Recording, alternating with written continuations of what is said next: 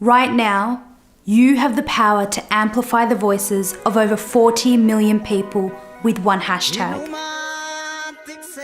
In September 2016, we made a video just like this. We wish we weren't doing this again. But here we are, and in the next few minutes, we're going to tell you exactly why.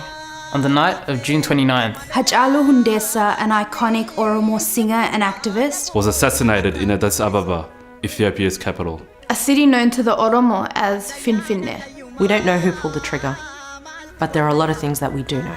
Like, just a week prior, Hachalu gave an interview on the Oromia Media Network. where he expressed his sincere concerns regarding the current Ethiopian government. He shared suppressed truths about Menelik II and shined a light on Ethiopia's real history. Hachalu's music served as the soundtrack of the revolution during the 2016 Oromo protests. Songs that are a continuous reminder to the Oromo that they have the right to self-determine their future. The Oromia Media Network was raided by the military one day after his death, and its journalists were arrested. Over 100 people have been killed by security forces in 3 days. And with the internet shut down, It is impossible to know what is really going on in the country. To really understand what all this means, we need to give you more information. About the activities of the Ethiopian government since Abiy Ahmed assumed leadership in April 2018. Hailed for his reforms and a recipient of the Nobel Peace Prize, not long after the nation and the world celebrated his efforts, things started to change. Opposition leaders who have legal standing to operate in Ethiopia were being arbitrarily arrested and remain so today. military command posts were set up. Beatings and killings began in Walaga, Guji and Borana, all Oromo regions. And this following point right here is very important for you to understand. In a country that is supposed to be a constitutional multinational federation, Abiy dissolved the multinational structure of the government. An extremely worrisome development for the Oromo and all nations and nationalities in Ethiopia who seek self-rule and self-determination. What we have to remember is that Abiy Ahmed is not an elected leader.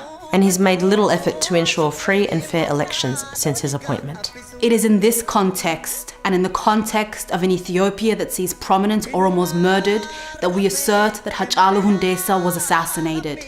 Over 40 million people are still in shock and in mourning. Hachalu's uncle was killed by the military 2 days after his nephew's assassination. And it's what's happening in Ethiopia right now that we must give our attention to. Leaders of the Oromo Federalist Congress, Jawar Mohammed, Bekele Garba, Hamza Borana, and at least 35 other leaders, activists and journalists are being detained without having committed any crime. The Makalawi prison, a notorious torture chamber that Abiy closed. As part of his initial reform, is where these leaders are currently being illegally held. We know they've been physically assaulted while detained.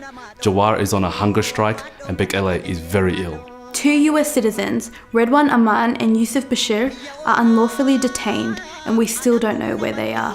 We all anticipated a national reconciliation process to take place when Abiy assumed his position. It could have happened. It could have changed the direction of Ethiopia for good. But it didn't. And in light of this moment, for the Oromo and every other nation and nationality in Ethiopia, our demands are clear.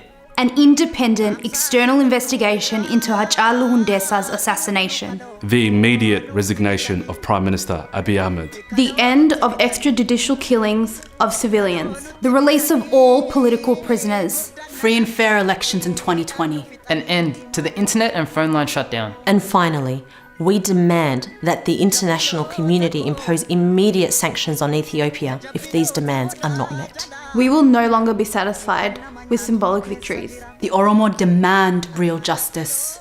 I am Oromo. We are Oromo. I stand With Oromo protests. Do you?